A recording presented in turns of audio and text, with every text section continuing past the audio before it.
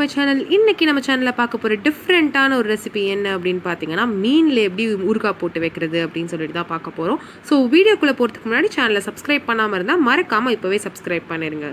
So subscribe பண்ணிட்டீங்கன்னு நினைக்கிறேன். வாங்க வீடியோக்குள்ளே போகலாம். ஃபர்ஸ்ட் வந்து முள் இல்லாத மீனாக நம்ம எடுத்துக்கிறோம். ஏதாச்சும் நீங்கள் முள் இல்லாத மீனாக எடுத்து இந்த மாதிரி குட்டி குட்டியாக வெட்டி கழுவி ஒரு கிண்ணத்தில் எடுத்து வச்சுருக்கேன். இப்போ இதில் மிளகாத்தூள் கொஞ்சம் சேர்த்துக்க போகிறேன். மஞ்சத்தூள் கொஞ்சம், உப்பு தேவையான அளவு, இதை மூணுத்தையும் சேர்த்து நல்லா பிசைய போகிறோம். நல்லா அந்த எல்லா மீன்லையும் அந்த மசாலா படணும். நல்லா பிசைஞ்சு நம்ம வந்து ஒரு 3 மணி நேரத்துக்கிட்ட இதை ஊற வைக்க போகிறோம். ஃபர்ஸ்ட்டு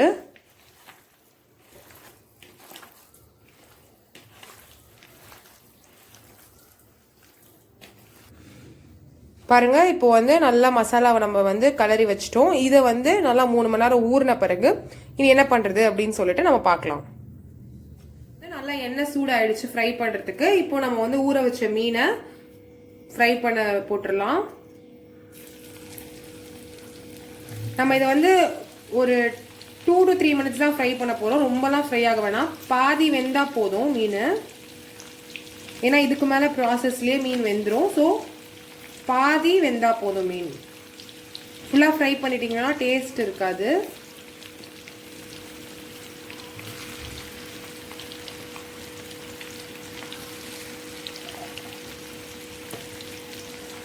ஸோ நல்லா ஞாபகம் வச்சுக்கோங்க, நம்ம வந்து மீனை வந்து பாதி அரை வேக்காடுக்கு தான் நம்ம ஃப்ரை பண்ணி எடுக்க போகிறோம். ஏன்னா நீங்கள் ஃபுல்லாக வேக விட்டீங்க அப்படின்னா ஊறுகாய் போடுற டைமில் மீன் வந்து ரொம்பவே ஹார்ட் ஆயிரும். ஸோ அதனால அரை வேக்காடில் ஃப்ரை பண்ணி எடுத்துக்கோங்க. பாருங்க, இப்போ 2 மினிட்ஸ் ஆயிடுச்சு. இதை எடுத்துடலாம். நீங்க கரெக்டா 2 மினிட்ஸ் ஃப்ரை பண்ணா கூட போதும்.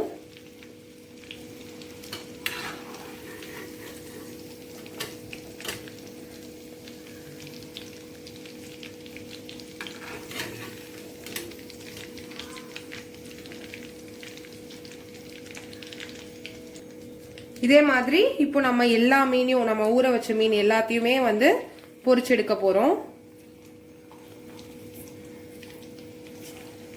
எல்லாமே 2 நிமிஷத்துக்கு தான் போட போறேன் நான். இப்போ ஃப்ரை பண்ணி வச்சிருந்த சூற மீனை ஃபுல்லா குட்டி குட்டியா கட் பண்ணி வச்சிட்டோம். இப்போ நெக்ஸ்ட் ஊறுகாய்க்கு என்ன பண்ண போறது அப்படின்னு சொல்லிட்டு பார்த்துக்கலாம். பண்றதுக்கு கடாயை வந்து ஸ்டவ்ல வைப்போம் ஃபர்ஸ்ட். ஸோ நான் ஸ்டவ் ஆன் பண்ணி கடாயை வைக்கிறேன். இதுல நம்ம ஊத்திக்கிற எண்ணெய் என்ன அப்படின்னு பாத்தீங்கன்னா, நல்லெண்ணெயில தான் நம்ம மீனை ஃப்ரை பண்ணியிருந்தோம். அதே அதுல வர மீதி எண்ணெயை நம்ம இதுல ஊத்திக்கலாம். ஸோ இது கொஞ்சம் சூடாகட்டும். ஸோ எண்ணெய் இப்போ நல்லா சூடாயிடுச்சு. சூடான பிறகு கடுகு போட்டுடலாம்.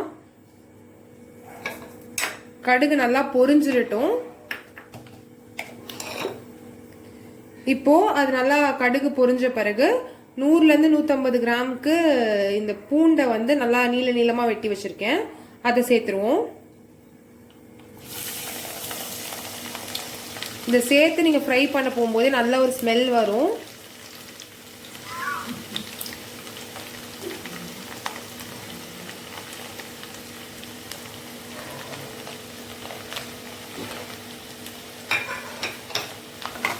இது நல்லா ஃப்ரை பண்ணுவோம். அந்த பூண்டு வந்து நல்லா ஃப்ரை ஆகி ஒரு கோல்டன் ப்ரௌன் கலருக்கு வர வரைக்கும் ஃப்ரை பண்ணும். இப்போ இது ஃப்ரை ஆகிட்டு இருக்க டைம்லயே நல்லா குட்டி குட்டியாக வெட்டி வச்சிருந்த பச்சை மிளகாவை சேர்த்துக்கலாம். ஒரு 4 பச்சை மிளகாய் நான் சேர்த்துக்கிறேன் இன்னைக்கு. நல்லா ஃப்ரை பண்ணிக்கோங்க.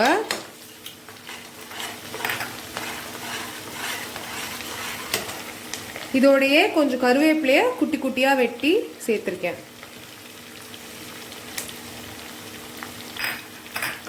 இது இப்போ போட்டது நம்ம சேர்த்தது எல்லாமே நல்லா ஃப்ரை ஆகணும்.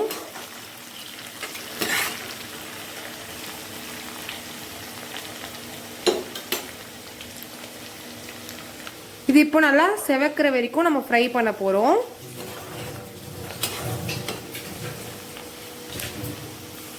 பாருங்க, நல்லா வந்து கோல்டன் ப்ரௌனுக்கு வந்துடுச்சு. இப்போ நம்ம சேர்க்க வேண்டிய மசாலாஸ்லாம் சேர்ப்போம். காரத்துக்கு ஏற்ற அளவு மிளகாத்தூள் சேர்த்துக்கோங்க.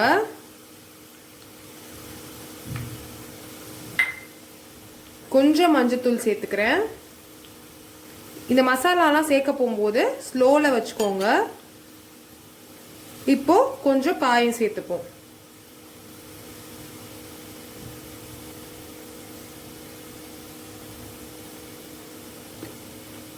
ஏன் நம்ம ஸ்லோவில் வச்சு சேர்த்துக்கிறோம் அப்படின்னா இந்த மசாலாலாம் சேர்த்த உடனே அப்புறம் டக்குன்னு கரிஞ்சிரும். ஸோ கரிஞ்சிச்சு அப்படின்னா டேஸ்ட் வராது. ஸோ ஸ்லோவில் வச்சு சேர்த்து கொஞ்ச நேரம் இதை ஃப்ரை பண்ணிக்கலாம்.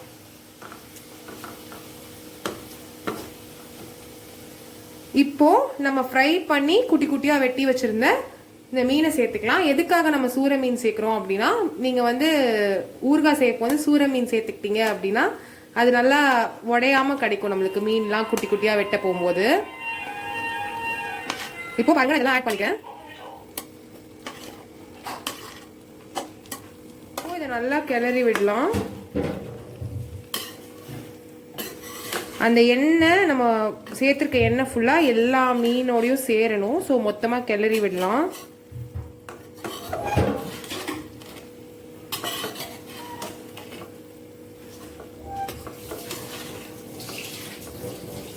இப்போ இதை நல்லா மிக்ஸ் பண்ணி வச்சுட்டேன். இப்போ இதோட தேவையான உப்பு சேர்த்துக்கலாம். உப்பை சேர்த்து நல்லா கிளறி விட்டுக்கோங்க. கிளறி விட்டு ஒரு 2 நிமிஷம் இது நல்லா வேகட்டும். 2 நிமிஷத்துக்கு அப்புறம் ரெடி ஆயிடும். இப்போ இதை 2 மினிட்ஸ்க்கு நல்லா கிளறி விடுவோம். நல்லா அந்த பூண்டோட ஃப்ளேவர்லாம் வந்து மீனோட சேரட்டும். அப்போ நம்மளோட ஊறுகாய் டேஸ்ட்டாக வரும்.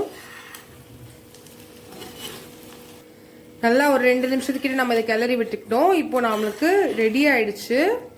நல்லா உப்பு காரம்லாம் கரெக்டாக இருக்குது. இப்போ இதை ஸ்டவ் ஆஃப் பண்ணிடுவோம் நம்ம.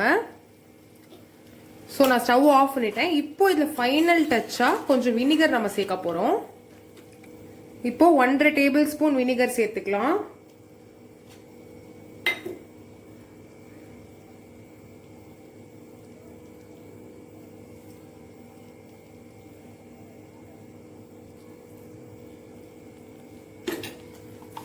இதை நல்லா இப்போ கிளறி விடுக்கோங்க. வினிகர் சேர்த்துக்கிறதுக்கு மெயின் ரீசன் என்ன அப்படின்னு பார்த்தீங்கன்னா, ஒரு புளிப்பான டேஸ்ட் கொடுக்கும் நம்மளுக்கு ஊறுகாய்க்கு வர மாதிரி. அப்புறம் பார்த்தீங்கன்னா அவ்வளோ சீக்கிரம் கெட்டு போகாது நீங்கள் வினிகர் சேர்த்துருந்தீங்க அப்படின்னா. நீங்கள் கொஞ்ச நாள் ப்ரிசர்வ் பண்ணி சாப்பிட்டுக்கலாம்.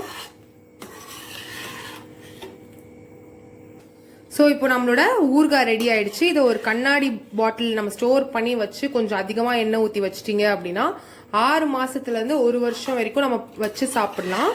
ஸோ கண்டிப்பாக இதை நீங்கள் உங்கள் வீட்டில் ட்ரை பண்ணி பாருங்கள். ட்ரை பண்ணி பார்த்துட்டு எப்படி வந்துச்சு அப்படின்னு சொல்லிட்டு மறக்காமல் கீழே கமெண்ட் பாக்ஸில் ஷேர் பண்ணுங்கள்.